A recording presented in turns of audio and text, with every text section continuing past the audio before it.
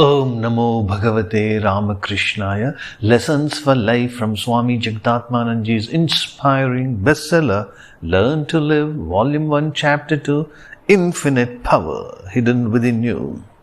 The glory of the Supreme Being is discussed here. Now let us listen to Swami Jagdatmananji's own words on this very important subject, the glory of the Divine Being. Akka Mahadevi, one of the great saints of Karnataka, says, "The hours of the day they crave for food, the hours of the night they crave for flesh. The washerman in water dies of thirst, holding you within. They do not see you." Channa Mallikarjuna. Footnote. Channa Mallikarjuna is one of the names of Lord Shiva. That truth which was observed as the background of the external universe was also found to be the background of the inner world of the individual. In other words, the objective principle Brahman and the subjective principle Atman are one and the same. Footnote. Confirming this truth, Dr. Capra says, "In contrast to the mystic, the physicist begins his inquiry into the essential nature of things by studying the material world.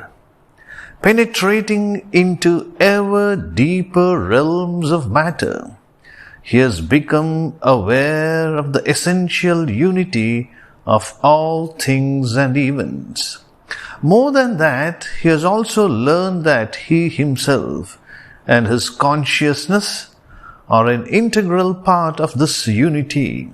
Thus the mystic and the physicist arrive at the same conclusion, one starting from the inner realm, the other from the outer world.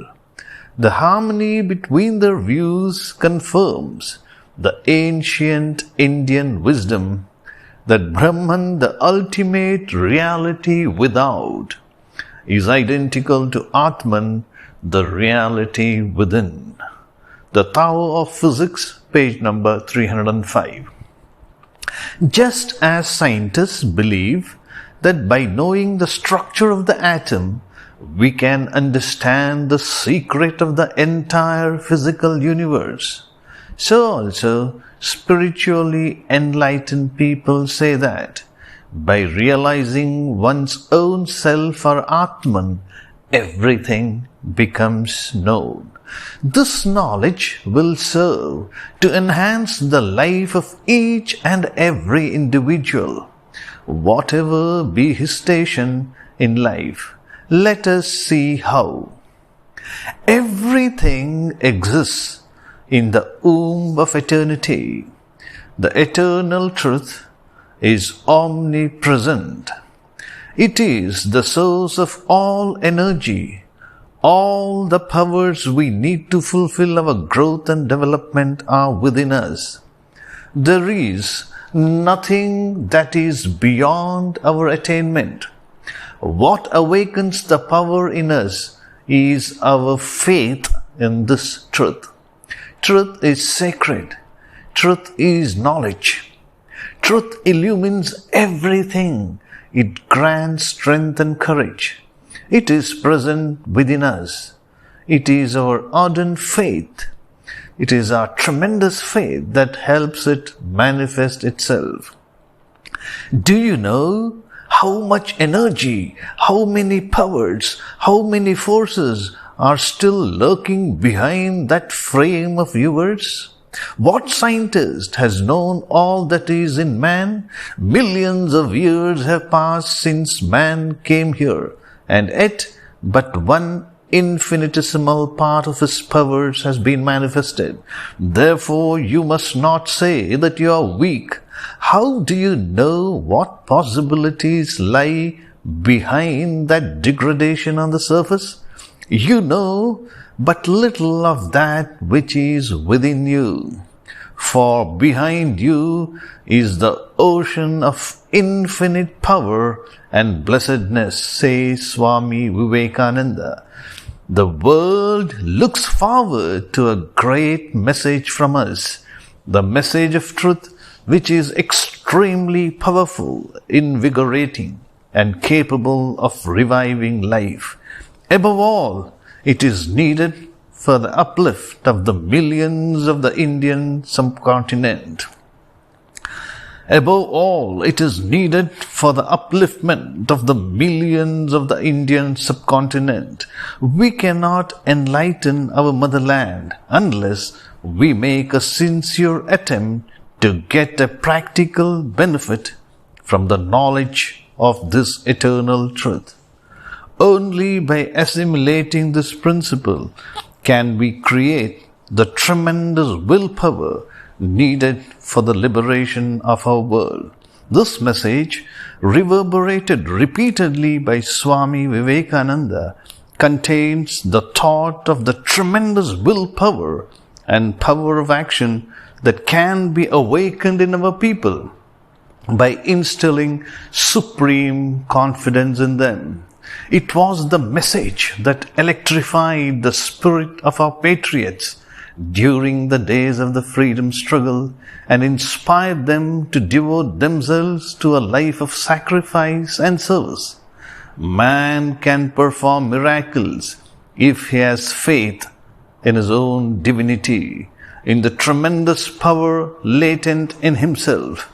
He can cast off the negative feelings and thoughts of weakness attached to his self-image right from his childhood.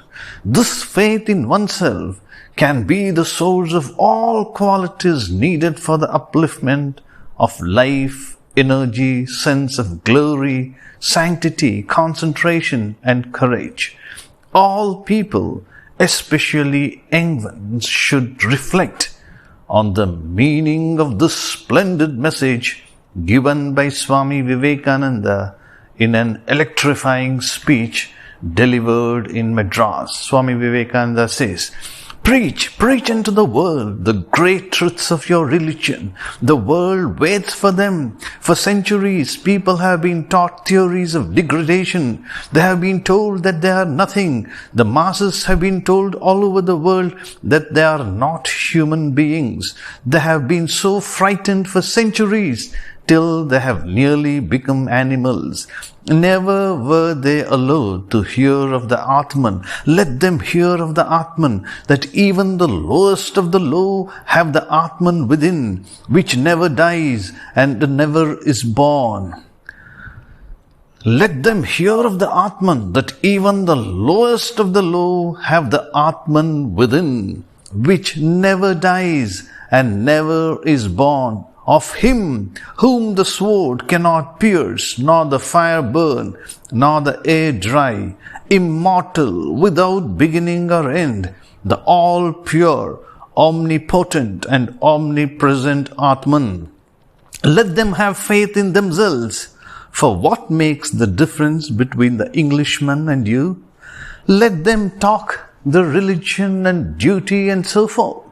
I have found the difference. The difference is here, that the Englishman believes in himself and you do not.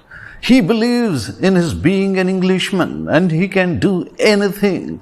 That brings out the God within him and he can do anything he likes. You have been told and taught that you can do nothing, and non-entities you are becoming every day. What we want is strength, so believe in yourselves. What we want is strength, so believe in yourselves, says Swami Vivekananda. Tomorrow we will be discussing this episode, Faith Can Create a Heaven of Hell. Om Shanti Shanti Shanti Hari Om Tat Sat Shri Ramakrishna Arpanamastu.